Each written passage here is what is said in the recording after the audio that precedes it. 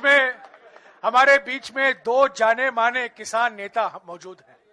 बहुत बहुत जाने माने, देश ने उनको सम्मानित भी किया है। वो सांसद के सदस्य भी रह चुके हैं, पद्मश्री भी मिल चुका है। यहाँ भूपिंदर सिंह मान जी हैं और यहाँ अजय जाखर हैं। जाखर जी भी बहुत मशहूर किसान परिवार के वारिस हैं। मैं पहले मान साहब से गुजारिश करूंगा, बाद में अजय जाखर से गुजारिश करूंगा। मान साहब बोलिए। एक मिनट, मैं आपको भी दूंगा। मान साहब, भूपिंदर सिंह मान जी। हाँ, मेरा नाम भूपिंदर सिंह मान है।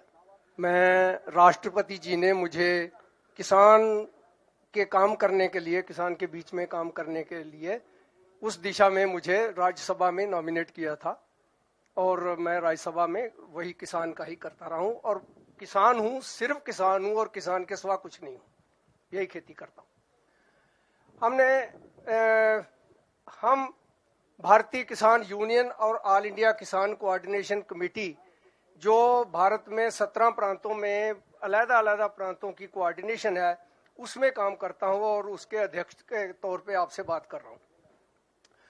हमने बहुत कोशिश की है कि हम भले ही हम ये नहीं कि हम कांग्रेस के सदस्य हैं, हिस्सेदार हैं, लेकिन हम ये समझते हैं कि इस देश का अगर भला हो सकता है तो कांग्रेस से ही हो सकता है और जातियों और पार्टियों से नहीं हो सकता। इसलिए हम समर्थन करते हैं और समर्थन के लिए हमने 12 में राहुल जी से भी मिले और उनको कहा 2011 में कि साल 13 को किसानों का सशक्तिकरण का साल घोषित किया जाए।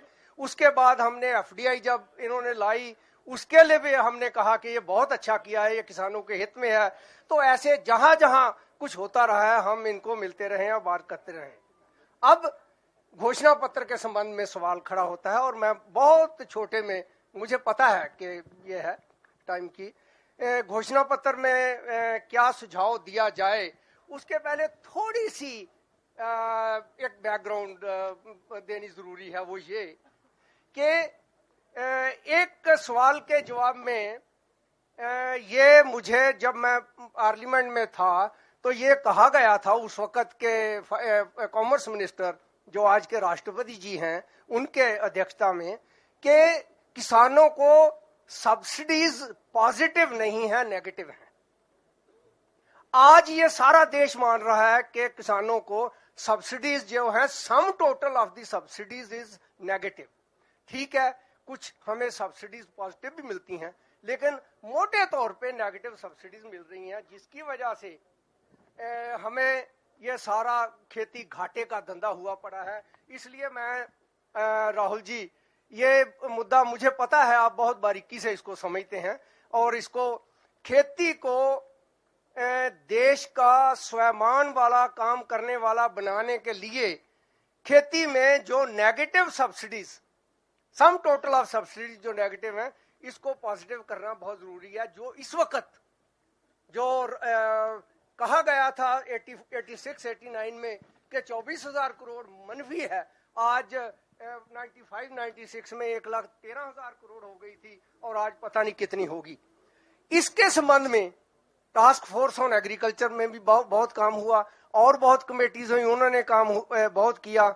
तो ये सारी वजह है जिसके लिए एग्रीकल्चर, जो खेती है सारे देश की, सारे प्रांतों की, वो बहुत स्ट्रेस में है। और उसी की वजह से जो कोर्सिव रिकवरीज लोन की होती हैं, क्योंकि किसान के पास तो है कुछ नहीं, बचता नहीं है, तो उसके बाद जबरी फिर कोर्सिव रिकवरीज होती है। और इसके होते हुए जो बहुत ही बहुत बुरी बात है वो ये कि यहाँ ये कहा जाता है, प्रचार ये किया जाता है कि किसान सब्सिडी लेके सब्सिडी का बेनिफिशियरी है। ये इसको भी बंद करना चाहिए। खैर, ये तो हुई बात जो बैकग्राउंड है। अब मैनिफेस्टो की बात करता हूँ आप में सुझाव देने के लिए। बहुत छोटे में सुझाव देता हूँ। मान साहब बुरा मत मानिए, मैं ठोकना नहीं चाहता हूँ, आप लिखित में दे दीजिएगा, पर संक्षिप्त में 2 या 3 मुख्य मुद्दे। 2 या 3 क्या के बात करते, बुरा मत मानिए, लिखित में दे रहा हूँ। एक बात ये कि जैसे प्रोविडेंट फंड है, सारे देश में चलता, किसान प्रोविडेंट फंड भी एक बनाया जा सकता है। गुड आइडिया, बहुत अच्छा सुझाव है।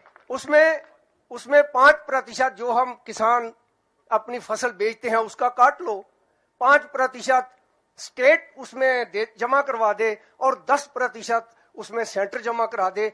जब भी जरूरत हो उसमें से किसान निकाल सके किसी भी आवश्यकता के लिए, तो ये प्रोविडेंट फंड एक तो ये कर देना चाहिए। क्या हुड्डा जी हरियाणा में की शुरुआत क्यों नहीं करते इसकी? करेंगे आप? एक मिनट।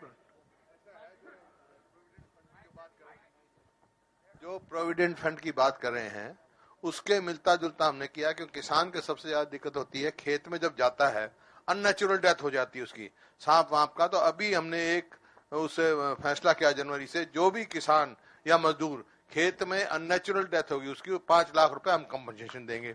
नंबर 1, जो मशीन से उसका हैंडीकैप हो जाता है उसको कंपनसेट करेंगे। नंबर 3, दूसरा हमारा किसान का धंधा है एनिमल हस्बेंड्री, भैंस या गाय मर जाती है इस तरह रजिस्ट्रेशन कराने के बाद तो 20 से 50 हजार रुपए कंपनसेशन देंगे। सब तीनों को मिलाकर किसान प्रोविडेंट फंड का नाम क्यों नहीं देते हैं? वही इनका सुझाव है। हाँ, किसान प्रोविडेंट। अब बोलिए सर।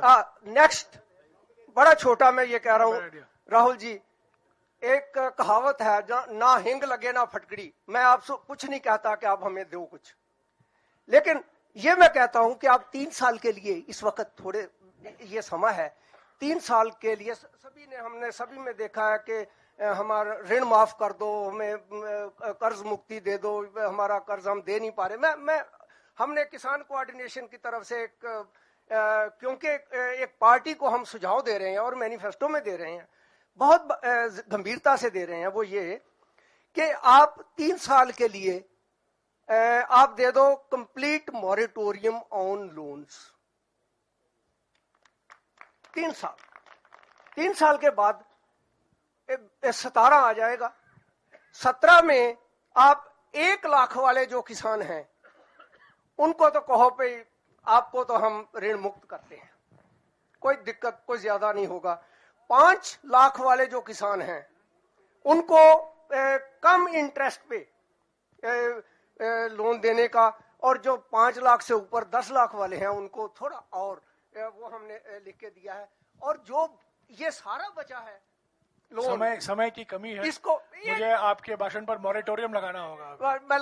अब मैं खुद लगा रहा हूं, और इसमें जो हमारा लोन बचा उसकी किस्तें करवा दो, हम देना चाहते हैं। 20 किस्तें करवा दो साल की, हम वो देना चाहेंगे। और ऐसे ही एक डेट रिलीफ बॉडी बना दो। अभी तक हमारे कोई डेट रिलीफ नहीं, किसान के ऊपर बाइफर है, आईफर है इंडस्ट्री वालों को। किसान अगर किसी वजह से लोन नहीं दे सकता तो उसके पास कोई ऐसा नहीं है कि किसी के आगे जाके वो अपनी फरियाद कर सके कि ये वजह हुई है। एक बोर्ड बन जाना चाहिए, जैसे डेट रिलीफ बोर्ड बन जाए। ऐसे ही स्वामीनाथन वाली बात बहुत आई है, अगर वो आप जल्दी कर दो तो बहुत अच्छा रहेगा। अच्छा, सुझाव लिखित में दीजिएगा मान जी। एक बात कह के मैं खत्म कर देता हूं। आप कलावती के पास गए थे, मुझे पता है जब किसान खुदकशी करता है तो आपको बहुत दुख होता है, इसीलिए आप वहां गए थे।